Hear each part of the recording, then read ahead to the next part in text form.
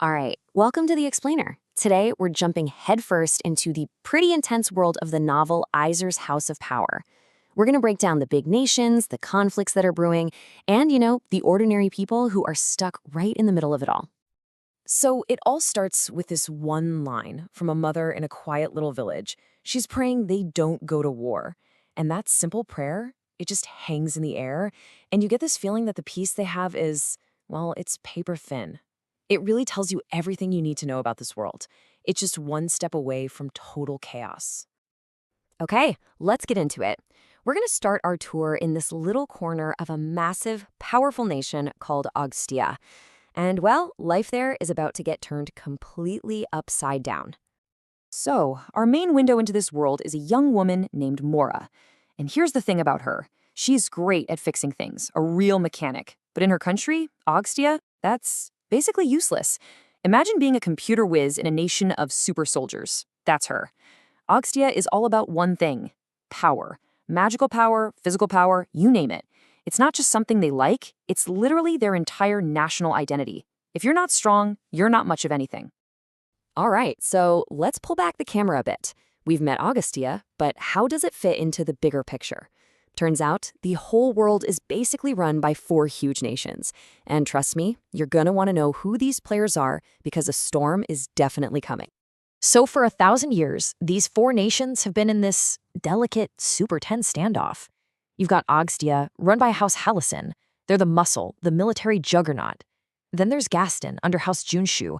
They're the brains, all about academics. And then you have Krilus, ruled by House Rafa. And oh boy, their rivalry with Augtia, it's the stuff of legends. We're talking centuries of bad blood and fighting over land. It's a classic power struggle. And the only thing keeping this whole thing from blowing up is something called the Treaty of Separation. But don't let the name fool you. This isn't some happy peace treaty. It's more like a really, really long ceasefire where everyone is just staring each other down, constantly poking and prodding to see what they can get away with. It's created this bizarre world where everyone is stockpiling weapons, all in the name of peace. Yeah, right. Okay, so now we get to the moment it all falls apart. That fragile peace we talked about, it's about to be shattered. All those whispers, all those little tensions, they're about to explode. And the first clue that something is seriously wrong is weird. Ships from Gaston, remember them? The bookworms? They're spotted way too close to Augstia's main port. This is a huge deal. Gaston doesn't do this kind of thing. They're the neutral guys. It makes absolutely no sense, unless, of course, they're not the ones pulling the strings. And then, bam! Out of nowhere, Mora's village, deep in the heartland of Augtia, is just blown apart. A huge explosion rocks the whole area. Just like that, war isn't some distant threat anymore. It's real, and it's devastating.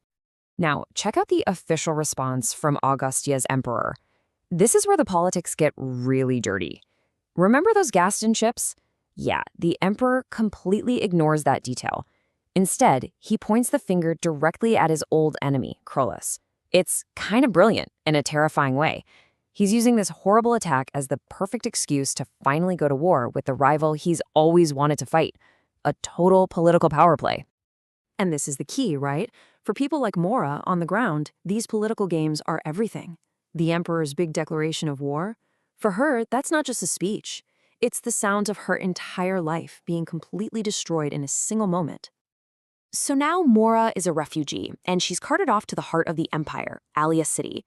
And what she finds there shows her that the country she grew up in, well, it's a whole lot more complicated than she ever realized. I mean, just look at this place. Alia City is this insane, sprawling metropolis. It's loud, it's crowded, it's nonstop. For a girl from a quiet village, it must feel like landing on a totally different planet. It's just a raw display of Augustia's power. And it's here, in the capital, that she really sees what Augtia is. It's this giant melting pot. You've got people from the Midlands, from the coastal ports, the mountains, the forests. They're all different from all these unique regions, but they're all part of this one massive, powerful nation. But here's the catch that unites them all. This brutal obsession with power. There's this insult they use, out of bounds Nofa. Basically, it means you're magically useless and you can't fight. It's the worst thing you can call someone.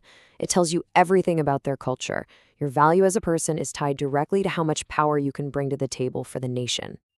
So Mora manages to get out of the chaotic city, but her journey takes a crazy turn. She ends up, of all places, at the very seat of power, the home of the ruling family, House Halusin. And to really get a handle on just how powerful these guys are, you need to understand how magic works here. Think of it like a video game power scale. It's all based on color. You start at yellow, which is pretty basic, and you work your way up through orange, blue, green, red, all the way to purple. And here's the thing. Getting to red is already super rare. But purple? Purple magic is practically a myth. We're talking Bigfoot-level stuff.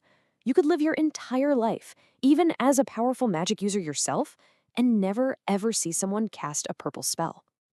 So, can you imagine? Mora, this girl who thinks she's a total weakling, finds herself on the front lawn of the ruling family's estate, and she comes face to face with a young woman from House Halusin just casually crackling with purple magic, the mythical impossible magic. And in that one instant, the massive gap between regular people and the ruling family becomes crystal clear. It's terrifying. Mora realizes that the strongest person she's ever known back home, he wouldn't even stand a chance. He wouldn't just lose a fight, he'd be like completely obliterated. It's not just that they're stronger, it's like they're playing a completely different sport. They exist on another level entirely. So that's where we'll leave it for this explainer. And it leaves us with this huge question, right? You've got a world that's all about power, and a massive war is kicking off. What happens to the people at the bottom, the weak ones, when they get caught in the middle of these games played by the impossibly strong?